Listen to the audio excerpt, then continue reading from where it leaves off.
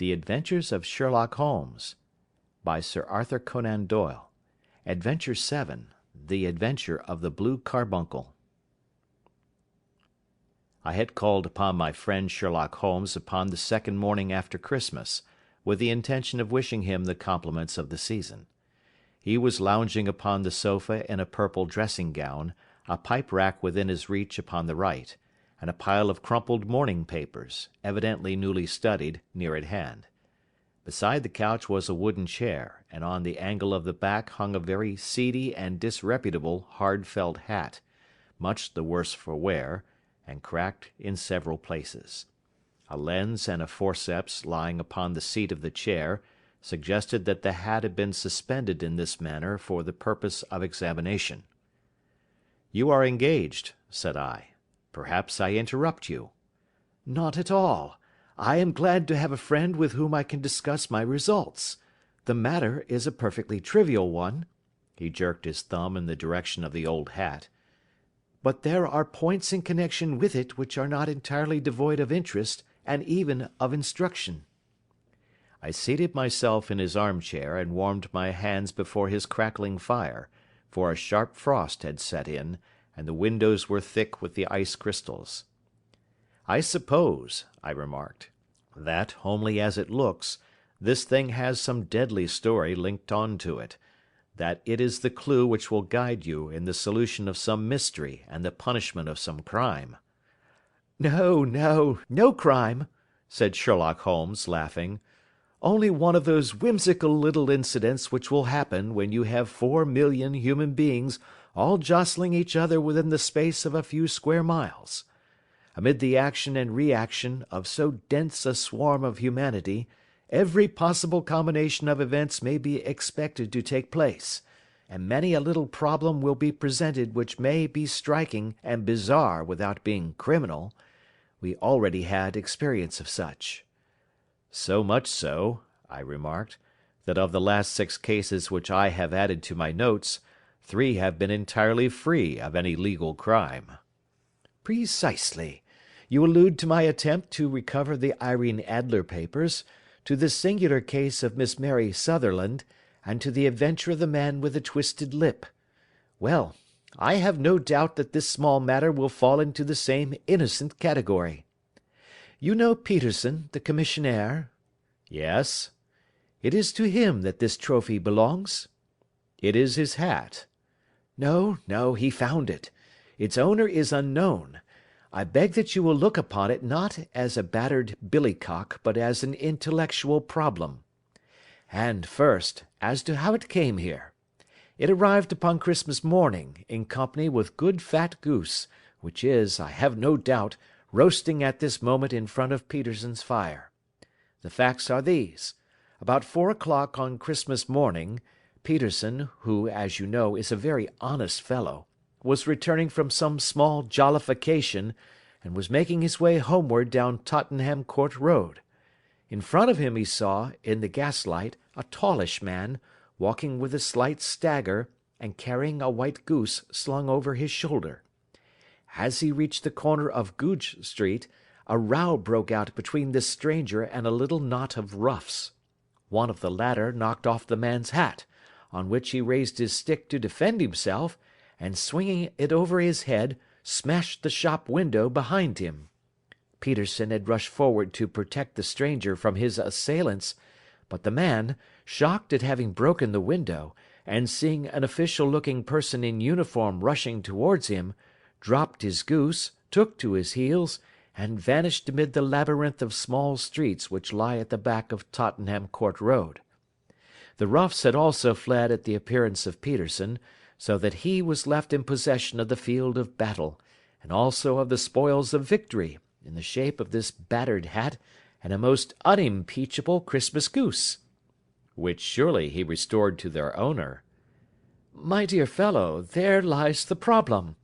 It is true that 'For Mrs. Henry Baker' was printed upon a small card which was tied to the bird's left leg, and it is also true that the initials H.B. are legible upon the lining of his hat, but as there are some thousands of Bakers, and some hundreds of Henry Bakers in this city of ours, It is not easy to restore lost property to any one of them." "What, then, did Peterson do?" "He brought round both hat and goose to me on Christmas morning, knowing that even the smallest problems are of interest to me. The goose we retained until this morning, when there were signs that, in spite of the slight frost, it would be well that it should be eaten without unnecessary delay. Its finder has carried it off, therefore, to fulfil the ultimate destiny of a goose, while I continue to retain the hat of the unknown gentleman who lost his Christmas dinner." "Did he not advertise?" "No." "Then what clue could you have as to his identity?" "Only as much as we can deduce." "From his hat?" "Precisely." "But you are joking. What can you gather from this old battered felt?" "Here is my lens. You know my methods. What can you gather yourself as to the individuality of the man who has worn this article?" I took the tattered object in my hands, and turned it over rather ruefully. It was a very ordinary black hat of the usual round shape, hard and much the worse for wear. The lining had been of red silk, but was a good deal discoloured. There was no maker's name, but, as Holmes had remarked, the initials H.B. were scrawled upon one side. It was pierced in the brim for a hat securer, but the elastic was missing. For the rest, it was cracked, exceedingly dusty, and spotted in several places, although there seemed to have been some attempt to hide the discoloured patches by smearing them with ink. "I can see nothing," said I, handing it back to my friend. "On the contrary, Watson, you can see everything. You fail, however, to reason from what you see. You are too timid in drawing your inferences." "Then pray tell me what it is that you can infer from this hat." He picked it up, and gazed at it in the peculiar introspective fashion which was characteristic of him. "It is perhaps less suggestive than it might have been," he remarked, "and yet there are a few inferences which are very distinct, and a few others which represent at least a strong balance of probability. That the man was highly intellectual is of course obvious upon the face of it, and also that he was fairly well to do within the last 3 years, although he has now fallen upon evil days. He had foresight, but has less now than formerly, pointing to a moral retrogression, which, when taken with the decline of his fortunes, seems to indicate some evil influence, probably drink, at work upon him. This may account also for the obvious fact that his wife has ceased to love him." "My dear Holmes!" "He has, however, retained some degree of self-respect," he continued, disregarding my remonstrance. "He is a man who leads a sedentary life, goes out little, is out of training entirely, is middle-aged, has grizzled hair which he has had cut within the last few days, and which he anoints with lime cream. These are the more patent facts which are to be deduced from this hat. Also, by the way, that it is extremely improbable that he has gas laid on in his house." "You are certainly joking, Holmes." "Not in the least. Is it possible that even now, when I give you these results, you are unable to see how they are attained?" "I have no doubt that I am very stupid, but I must confess that I am unable to follow you. For example, how did you deduce that this man was intellectual?" For answer Holmes clapped the hat upon his head. It came right over the forehead and settled upon the bridge of his nose. "It is a question of cubic capacity," said he. "A man with so large a brain must have something in it." "The decline of his fortunes, then?" "This hat is 3 years old. These flat brims curled at the edge came in then. It is a hat of the very best quality. Look at the band of ribbed silk and the excellent lining. If this man could afford to buy so expensive a hat 3 years ago, and has had no hat since, then he has assuredly gone down in the world." "Well, that is clear enough, certainly. But how about the foresight and the moral retrogression?" Sherlock Holmes laughed. Here is the foresight," said he, putting his finger upon the little disc and loop of the hat securer. "They are never sold upon hats. If this man ordered one, it is a sign of a certain amount of foresight, since he went out of his way to take this precaution against the wind. But since we see that he has broken the elastic and has not troubled to replace it, it is obvious that he has less foresight now than formerly, which is a distinct proof of a weakening nature. On the other hand, he has endeavoured to conceal some of these stains upon the felt by daubing them with ink, which is a sign that he has not entirely lost his self-respect." "Your reasoning is certainly plausible." "The further points, that he is middle-aged, that his hair is grizzled, that it has been recently cut, and that he uses lime cream, are all to be gathered from a close examination of the lower part of the lining. The lens discloses a large number of hair ends, clean cut by the scissors of the barber. They all appear to be adhesive, and there is a distinct odour of lime cream. This dust, you will observe, is not the gritty grey dust of the street, but the fluffy brown dust of the house, showing that it has been hung up indoors most of the time, while the marks of moisture upon the inside are proof positive that the wearer perspired very freely, and could therefore hardly be in the best of training." "But his wife? You said that she had ceased to love him." "This hat has not been brushed for weeks. When I see you, my dear Watson, with a week's accumulation of dust upon your hat, and when your wife allows you to go out in such a state, I shall fear that you also have been unfortunate enough to lose your wife's affection." "But he might be a bachelor."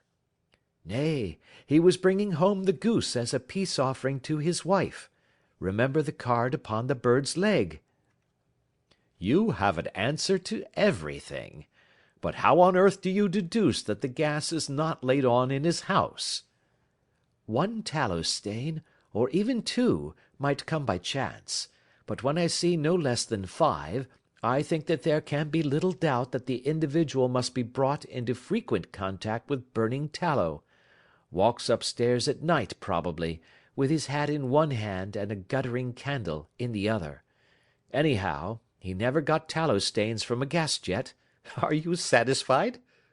"Well, it is very ingenious," said I, laughing.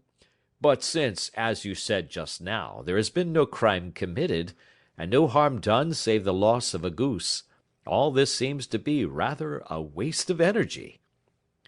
Sherlock Holmes had opened his mouth to reply, when the door flew open, and Peterson, the commissionaire, rushed into the apartment with flushed cheeks and the face of a man who is dazed with astonishment. "The goose, Mr. Holmes, the goose, sir," he gasped. "Eh? What of it, then? Has it returned to life and flapped off through the kitchen window?" Holmes twisted himself round upon the sofa to get a fairer view of the man's excited face. "See here, sir, see what my wife found in its crop." He held out his hand, and displayed upon the centre of the palm a brilliantly scintillating blue stone, rather smaller than a bean in size, but of such purity and radiance that it twinkled like an electric point in the dark hollow of his hand. Sherlock Holmes sat up with a whistle. "By Jove, Peterson," said he, "this is a treasure trove indeed. I suppose you know what you have got?" "A diamond, sir. A precious stone. It cuts into glass as though it were putty." "It's more than a precious stone. It is the precious stone." "Not the Countess of Morcar's blue carbuncle!" I ejaculated. "Precisely so. I ought to know its size and shape, seeing that I have read the advertisement about it in the Times every day lately. It is absolutely unique, and its value can only be conjectured, but the reward offered of £1,000 is certainly not within a 20th part of the market price." £1,000! Great Lord of mercy!" The commissionaire plumped down into a chair, and stared from one to the other of us. "That is the reward, and I have reason to know that there are sentimental considerations in the background which would induce the Countess to part with half her fortune if she could but recover the gem." "It was lost, if I remember aright, at the Hotel Cosmopolitan," I remarked. "Precisely so, on December 22nd, just 5 days ago. John Horner, a plumber, was accused of having abstracted it from the lady's jewel case. The evidence against him was so strong that the case has been referred to the assizes. I have some account of the matter here, I believe." He rummaged amid his newspapers, glancing over the dates, until at last he smoothed one out, doubled it over, and read the following paragraph: "Hotel Cosmopolitan jewel robbery. John Horner, 26, plumber, was brought up upon the charge of having upon the 22nd instant abstracted from the jewel case of the Countess of Morcar the valuable gem known as the blue carbuncle. James Ryder, upper attendant at the hotel, gave his evidence to the effect that he had shown Horner up to the dressing room of the Countess of Morcar upon the day of the robbery, in order that he might solder the second bar of the grate, which was loose. He had remained with Horner some little time, but had finally been called away. On returning, he found that Horner had disappeared, that the bureau had been forced open, and that the small morocco casket in which, as it afterwards transpired, the Countess was accustomed to keep her jewel, was lying empty upon the dressing-table. Ryder instantly gave the alarm, and Horner was arrested the same evening, but the stone could not be found either upon his person or in his rooms. Catherine Cusack, maid to the Countess, deposed to having heard Ryder's cry of dismay on discovering the robbery, and to having rushed into the room, where she found matters as described by the last witness. Inspector Bradstreet, B Division, gave evidence as to the arrest of Horner, who struggled frantically, and protested his innocence in the strongest terms. Evidence of a previous conviction for robbery having been given against the prisoner, the magistrate refused to deal summarily with the offence, but referred it to the assizes. Horner, who had shown signs of intense emotion during the proceedings, fainted away at the conclusion, and was carried out of court. So much for the police court," said Holmes thoughtfully, tossing aside the paper. "The question for us now to solve is the sequence of events leading from a rifled jewel case, at one end, to the crop of a goose in Tottenham Court Road, at the other. You see, Watson, our little deductions have suddenly assumed a much more important and less innocent aspect. Here is the stone. The stone came from the goose, and the goose came from Mr. Henry Baker, the gentleman with the bad hat, and all the other characteristics with which I have bored you. So now we must set ourselves very seriously to finding this gentleman, and ascertaining what part he has played in this little mystery. To do this, we must try the simplest means first, and these lie undoubtedly in an advertisement in all the evening papers. If this fail, I shall have recourse to other methods." "What will you say?" "Give me a pencil and that slip of paper. Now then, found at the corner of Goodge Street, a goose and a black felt hat. Mr. Henry Baker can have the same by applying at 6:30 this evening at 221B, Baker Street. That is clear and concise." "Very, but will he see it?" "Well, he is sure to keep an eye on the papers, since, to a poor man, the loss was a heavy one. He was clearly so scared by his mischance in breaking the window, and by the approach of Peterson, that he thought of nothing but flight. But since then he must have bitterly regretted the impulse which caused him to drop his bird. Then again, the introduction of his name will cause him to see it, for everyone who knows him will direct his attention to it. Here you are, Peterson. Run down to the advertising agency and have this put in the evening papers." "In which, sir?" "Oh, in the Globe, Star, Pall Mall, St. James's, Evening News, Standard, Echo, and any others that occur to you." "Very well, sir. And this stone?" "Ah, yes. I shall keep the stone. Thank you. And I say, Peterson, just buy a goose on your way back and leave it here with me, for we must have one to give to this gentleman in place of the one which your family is now devouring." When the commissionaire had gone, Holmes took up the stone and held it against the light. "It's a bonny thing," said he. "Just see how it glints and sparkles. Of course it is the nucleus and focus of crime. Every good stone is. They are the devil's pet baits. In the larger and older jewels every facet may stand for a bloody deed. This stone is not yet 20 years old. It was found in the banks of the Amoy River in southern China, and is remarkable in having every characteristic of the carbuncle, save that it is blue in shade instead of ruby red. In spite of its youth, it has already a sinister history. There have been 2 murders, a vitriol throwing, a suicide, and several robberies brought about for the sake of this 40-grain weight of crystallized charcoal.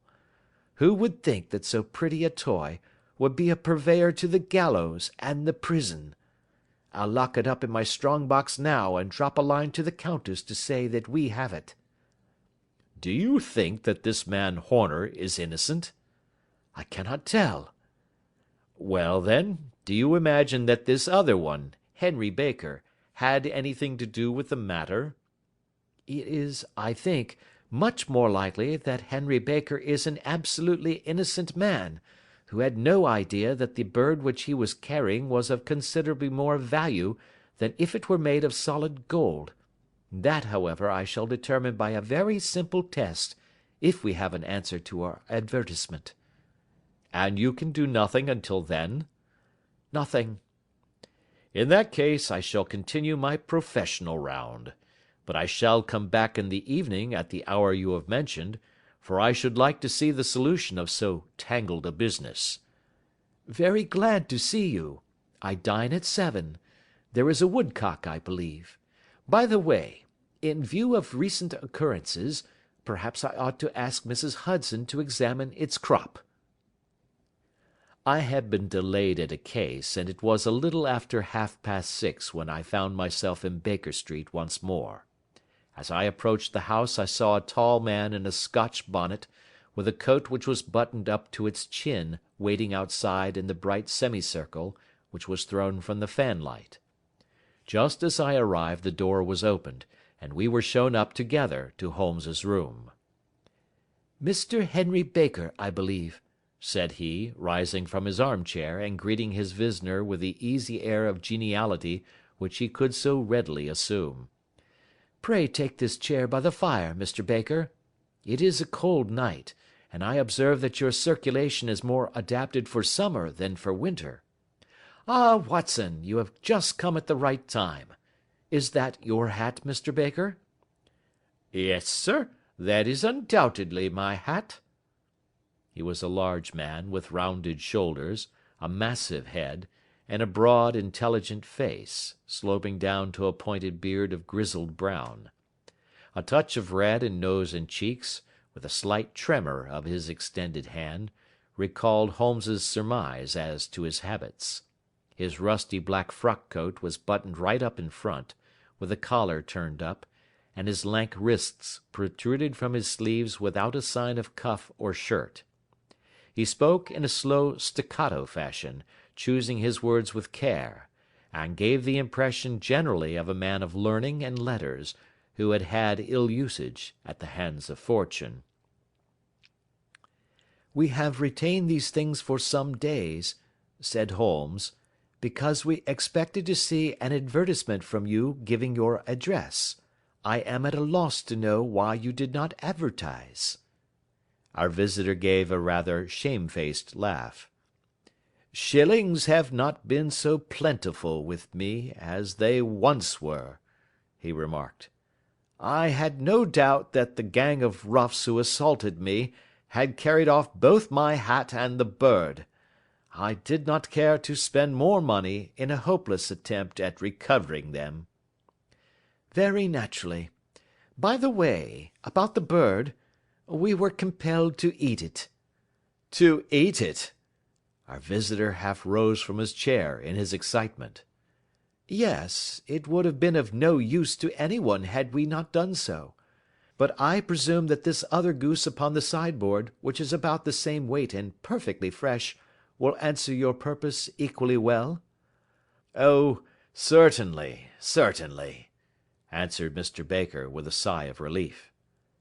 Of course, we still have the feathers, legs, crop, and so on of your own bird, so if you wish— The man burst into a hearty laugh. They might be useful to me as relics of my adventure, said he, but beyond that I can hardly see what use the disjecta membra of my late acquaintance are going to be to me. No, sir, I think that, with your permission, I will confine my attentions to the excellent bird which I perceive upon the sideboard. Sherlock Holmes glanced sharply across at me with a slight shrug of his shoulders. There is your hat, then, and there your bird, said he. By the way, would it bore you to tell me where you got the other one from?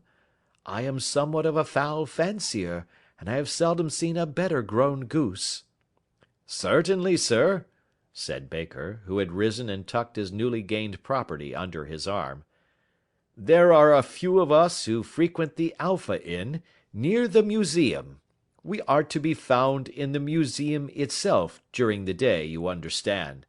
This year our good host, Windigate by name, instituted a goose club, by which, on consideration of some few pence every week, we were each to receive a bird at Christmas. My pence were duly paid, and the rest is familiar to you. I am much indebted to you, sir, for a Scotch bonnet is fitted neither to my years nor my gravity. With a comical pomposity of manner, he bowed solemnly to both of us, and strode off upon his way. So much for Mr. Henry Baker, said Holmes, when he had closed the door behind him. It is quite certain that he knows nothing whatever about the matter. Are you hungry, Watson? Not particularly. Then I suggest that we turn our dinner into a supper and follow up this clue while it is still hot. By all means. It was a bitter night, so we drew on our ulsters and wrapped cravats about our throats. Outside, the stars were shining coldly in a cloudless sky, and the breath of the passers-by blew out into smoke like so many pistol shots. Our footfalls rang out crisply and loudly as we swung out through the Doctor's Quarter, Wimpole Street, Harley Street, and so through Wigmore Street into Oxford Street. In a quarter of an hour we were in Bloomsbury at the Alpha Inn, which is a small public-house at the corner of one of the streets which runs down into Holborn. Holmes pushed open the door of the private bar, and ordered 2 glasses of beer from the ruddy-faced, white-aproned landlord. Your beer should be excellent if it is as good as your geese, said he. My geese! The man seemed surprised.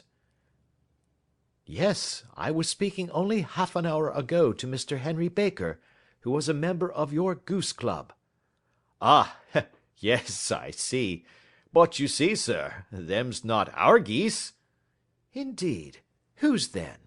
Well, I got the 2 dozen from a salesman in Covent Garden. Indeed. I know some of them. Which was it? Breckenridge is his name. Ah, I don't know him. Well, here's your good health, landlord, and prosperity to your house. Good night. Now for Mr. Breckenridge, he continued, buttoning up his coat as we came out into the frosty air. Remember, Watson, that though we have so homely a thing as a goose at one end of this chain, we have at the other a man who will certainly get 7 years penal servitude unless we can establish his innocence. It is possible that our inquiry may but confirm his guilt, but in any case we have a line of investigation which has been missed by the police, and which a singular chance has placed in our hands. Let us follow it out to the bitter end. Faces to the south, then, and quick march. We passed across Holborn, down Endell Street, and so through a zigzag of slums to Covent Garden Market. One of the largest stalls bore the name of Breckenridge upon it, and the proprietor, a horsey-looking man, with a sharp face and trim side whiskers, was helping a boy to put up the shutters. "Good evening. It's a cold night," said Holmes. The salesman nodded, and shot a questioning glance at my companion. "Sold out of geese, I see," continued Holmes, pointing at the bare slabs of marble. "Let you have 500 tomorrow morning." "That's no good." "Well, there are some on the stall with the gas flare." "Ah, but I was recommended to you." "Who by?" "The landlord of the Alpha." "Oh, yes, I sent him a couple of dozen." "Fine birds they were, too. Now where did you get them from?" To my surprise the question provoked a burst of anger from the salesman. "Now then, mister," said he, with his head cocked and his arms akimbo, "what are you driving at? Let's have it straight now." "It is straight enough. I should like to know who sold you the geese which you supplied to the Alpha." "Well then, I shan't tell you. So now." "Oh, it is a matter of no importance, but I don't know why you should be so warm over such a trifle." "Warm? You'd be as warm, maybe, if you were as pestered as I am.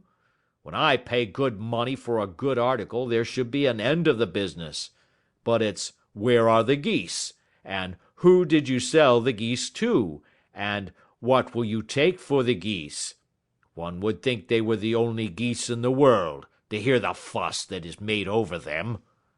"Well, I have no connection with any other people who have been making inquiries," said Holmes carelessly.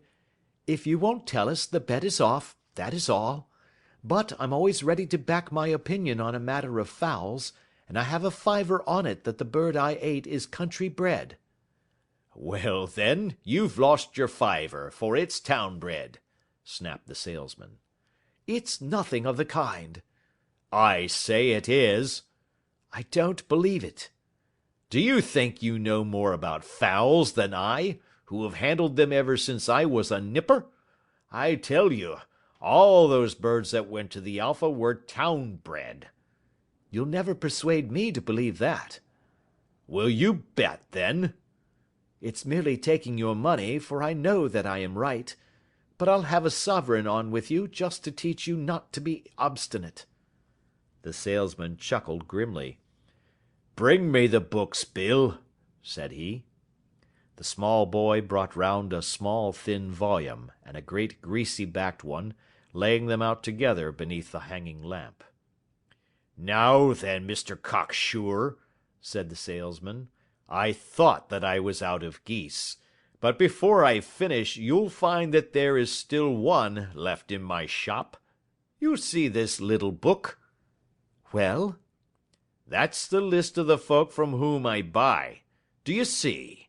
Well, then, here on this page are the country folk, and the numbers after their names are where their accounts are in the big ledger. Now then, you see this other page in red ink? Well, that is a list of my town suppliers. Now, look at that third name. Just read it out to me." "Mrs. Oakshott, 117 Brixton Road, 249, read Holmes. "Quite so. Now turn that up in the ledger." Holmes turned to the page indicated. "Here you are. Mrs. Oakshott, 117 Brixton Road, egg and poultry supplier." "Now then, what's the last entry?" "December 22nd, 24 geese at 7 shillings 6 pence." "Quite so. There you are. And underneath?" "Sold to Mr. Windicate of the Alpha at 12 shillings." "What have you to say now?" Sherlock Holmes looked deeply chagrined. He drew a sovereign from his pocket and threw it down upon the slab, turning away with the air of a man whose disgust is too deep for words. A few yards off he stopped under a lamp post, and laughed in the hearty, noiseless fashion which was peculiar to him. when you see a man with whiskers of that cut, and the pink 'un protruding out of his pocket, you can always draw him by a bet," said he. "I dare say that if I had put £100 down in front of him, that man would not have given me such complete information as was drawn from him by the idea that he was doing me on a wager. Well, Watson, we are, I fancy, nearing the end of our quest, and the only point which remains to be determined is whether we should go on to this Mrs. Oakshott tonight, or whether we should reserve it for tomorrow. It is clear from what that surly fellow said that there are others beside ourselves who are anxious about the matter, and I should—" His remarks were suddenly cut short by a loud hubbub which broke out from the stall which we had just left. Turning round, we saw a little rat-faced fellow standing in the centre of the circle of yellow light which was thrown by the swinging lamp, while Breckenridge, the salesman, framed in the door of his stall, was shaking his fists fiercely at the cringing figure. "I've had enough of you and your geese," he shouted. "I wish you were all at the devil together. If you come pestering me any more with your silly talk, I'll set the dog at you. You bring Mrs. Oakshott here, and I'll answer her. But what have you to do with it? Did I buy the geese off you?" "No, but one of them was mine all the same," whined the little man. "Well, then, ask Mrs. Oakshott for it." "She told me to ask you." "Well, you can ask the King of Prussia for all I care. I've had enough of it. Get out of this." He rushed fiercely forward, and the inquirer flitted away into the darkness. "Ha! This may save us a visit to Brixton Road," whispered Holmes. "Come with me, and we will see what is to be made of this fellow." Striding through the scattered knots of people who lounged round the flaring stalls, my companion speedily overtook the little man, and touched him upon the shoulder. He sprang round, and I could see in the gaslight that every vestige of colour had been driven from his face. "Who are you, then? What do you want?" he asked in a quavering voice. "You will excuse me," said Holmes blandly, "but I could not help overhearing the questions which you put to the salesman just now. I think that I could be of assistance to you." "You? Who are you? How could you know anything of the matter?" "My name is Sherlock Holmes. It is my business to know what other people don't know." "But you can know nothing of this." "Excuse me, I know everything of it. You are endeavouring to trace some geese which were sold by Mrs. Oakshott, of Brixton Road, to a salesman named Breckenridge, by him in turn to Mr. Windigate, of the Alpha, and by him to his club, of which Mr. Henry Baker is a member." "Oh, sir, you are the very man which I have longed to meet," cried the little fellow with outstretched hands and quivering fingers. "I can hardly explain to you how interested I am in this matter." Sherlock Holmes hailed a four-wheeler which was passing. "In that case we had better discuss it in a cosy room rather than in this wind-swept market-place," said he. "But pray tell me, before we go farther, who it is that I have the pleasure of assisting." The man hesitated for an instant. "My name is John Robinson," he answered with a sidelong glance. "No, no, the real name," said Holmes sweetly. "It is always awkward doing business with an alias." A flush sprang to the white cheeks of the stranger. "Well, then," said he, "my real name is James Ryder." "Precisely so. Head attendant at the Hotel Cosmopolitan. Pray step into the cab, and I shall soon be able to tell you everything which you would wish to know." The little man stood glancing from one to the other of us with half-frightened, half-hopeful eyes, as one who is not sure whether he is on the verge of a windfall or of a catastrophe. Then he stepped into the cab, and in half an hour we were back in the sitting-room at Baker Street. Nothing had been said during our drive, but the high, thin breathing of our new companion, and the claspings and unclaspings of his hands, spoke of the nervous tension within him. "Here we are," said Holmes cheerily as we filed into the room. "The fire looks very seasonable in this weather. You look cold, Mr. Ryder. Pray take the basket chair. I will just put on my slippers before we settle this little matter of yours. Now then, you want to know what became of those geese?" "Yes, sir." "Or rather, I fancy, of that goose. It was one bird, I imagine, in which you were interested. White, with a black bar across the tail." Ryder quivered with emotion. "Oh, sir," he cried, "can you tell me where it went to?" "It came here." "Here?" "Yes, and a most remarkable bird it proved. I don't wonder that you should take an interest in it. It laid an egg after it was dead, the bonniest, brightest little blue egg that ever was seen. I have it here in my museum." Our visitor staggered to his feet and clutched the mantelpiece with his right hand. Holmes unlocked his strong box and held up the blue carbuncle, which shone out like a star with a cold, brilliant, many-pointed radiance.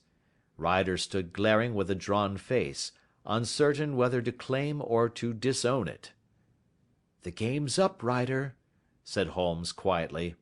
"Hold up, man, or you'll be into the fire. Give him an arm back into his chair, Watson. He's not got blood enough to go in for felony with impunity. Give him a dash of brandy. So. Now he looks a little more human. What a shrimp it is, to be sure." For a moment he had staggered and nearly fallen, but the brandy brought a tinge of colour into his cheeks, and he sat staring with frightened eyes at his accuser. "I have almost every link in my hands, and all the proofs which I could possibly need, so there is little which you need tell me. Still, that little may as well be cleared up to make the case complete. You had heard, Ryder, of this blue stone of the Countess of Morcar's?" "It was Catherine Cusack who told me of it," he said in a cracking voice. "I see. Her ladyship's waiting maid. Well, the temptation of sudden wealth so easily acquired was too much for you, as it has been for better men before you, but you were not very scrupulous in the means you used. It seems to me, Ryder, that there is the making of a very pretty villain in you. You knew that this man Horner, the plumber, had been concerned in some such matter before, and that suspicion would rest the more readily upon him. What did you do then? You made some small job in my lady's room, you and your confederate Cusack, and you managed that he should be the man sent for. Then, when he had left, you rifled the jewel case, raised the alarm, and had this unfortunate man arrested. You then—" Ryder threw himself down suddenly upon the rug and clutched at my companion's knees. "For God's sake, have mercy!" he shrieked. "Think of my father, of my mother. It would break their hearts. I never went wrong before. I never will again. I swear it. I'll swear it on a Bible. Oh, don't bring it into court. For Christ's sake, don't!" "Get back into your chair," said Holmes sternly. "It is very well to cringe and crawl now, but you thought little enough of this poor Horner in the dock for a crime of which he knew nothing." "I will fly, Mr. Holmes. I will leave the country, sir. Then the charge against him will break down." We will talk about that. And now let us hear a true account of the next act. How came the stone into the goose, and how came the goose into the open market? Tell us the truth, for there lies your only hope of safety." Ryder passed his tongue over his parched lips. "I will tell you it just as it happened, sir," said he. "When Horner had been arrested, it seemed to me that it would be best for me to get away with the stone at once, for I did not know at what moment the police might not take it into their heads to search me and my room. There was no place about the hotel where it would be safe. I went out as if on some commission, and I made for my sister's house. She had married a man named Oakshott, and lived in Brixton Road, where she fattened fowls for the market. All the way there, every man I met seemed to me to be a policeman or a detective, and for all that it was a cold night, the sweat was pouring down my face before I came to the Brixton Road. My sister asked me what was the matter, and why I was so pale, but I told her that I had been upset by the jewel robbery at the hotel.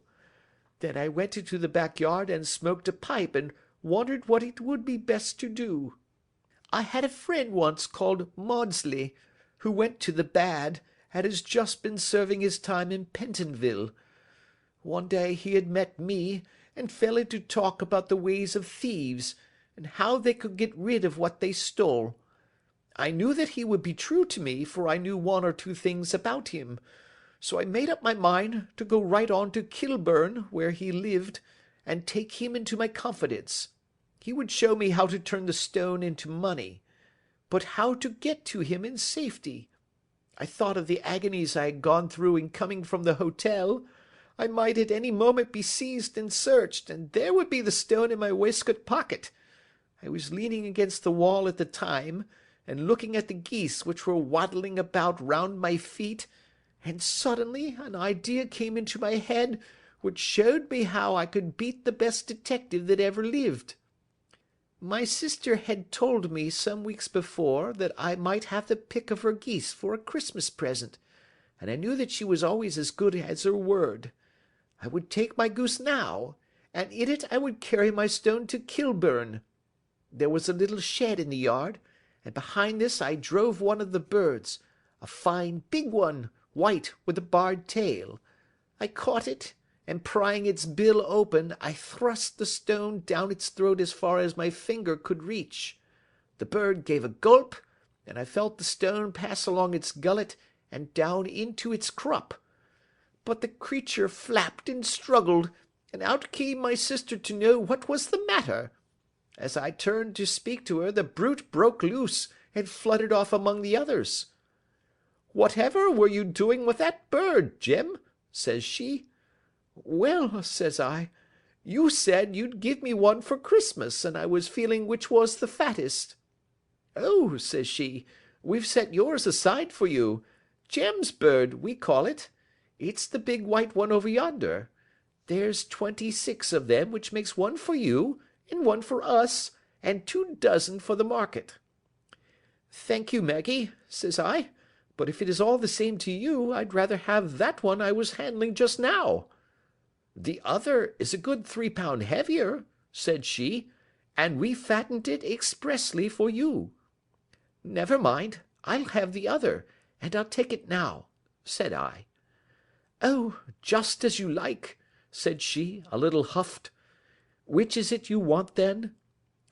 "That white one with the barred tail, right in the middle of the flock." "Oh, very well, kill it and take it with you." Well, I did what she said, Mr. Holmes, and I carried the bird all the way to Kilburn. I told my pal what I had done, for he was a man that it was easy to tell a thing like that to. He laughed until he choked, and we got a knife and opened the goose. My heart turned to water, for there was no sign of the stone, and I knew that some terrible mistake had occurred. I left the bird, rushed back to my sister's, and hurried into the backyard. There was not a bird to be seen there. "Where are they all, Maggie?" I cried. "Gone to the dealers, Jem." "Which dealers?" "Breckenridge, of Covent Garden." "But was there another with a barred tail?" I asked. "The same as the one I chose?" "Yes, Jem, there were 2 barred-tailed ones, and I never could tell them apart." Well, then, of course, I saw it all, and I ran off as hard as my feet would carry me to this man Breckenridge, but he had sold the lot at once, and not one word would he tell me as to where they had gone. You heard him yourselves to-night. Well, he has always answered me like that. My sister thinks that I am going mad. Sometimes I think that I am myself, and now I am myself a branded thief, without ever having touched the wealth for which I sold my character. God help me! God help me!" He burst into convulsive sobbing, with his face buried in his hands. There was a long silence, broken only by his heavy breathing and by the measured tapping of Sherlock Holmes's finger tips upon the edge of the table. Then my friend rose and threw open the door. "Get out," said he.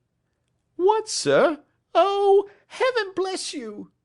"No more words. Get out." And no more words were needed. There was a rush, a clatter upon the stairs, the bang of a door, and the crisp rattle of running footfalls from the street. "After all, Watson," said Holmes, reaching up his hand for his clay pipe, "I am not retained by the police to supply their deficiencies. If Horner were in danger it would be another thing, but this fellow will not appear against him, and the case must collapse. I suppose that I am commuting a felony, but it is just possible that I am saving a soul. This fellow will not go wrong again. He is too terribly frightened. Send him to jail now, and you will make him a jailbird for life. Besides, it is the season of forgiveness. Chance has put in our way a most singular and whimsical problem, and its solution is its own reward. If you will have the goodness to touch the bell, doctor, we will begin another investigation, in which also a bird will be the chief feature." End of Adventure 7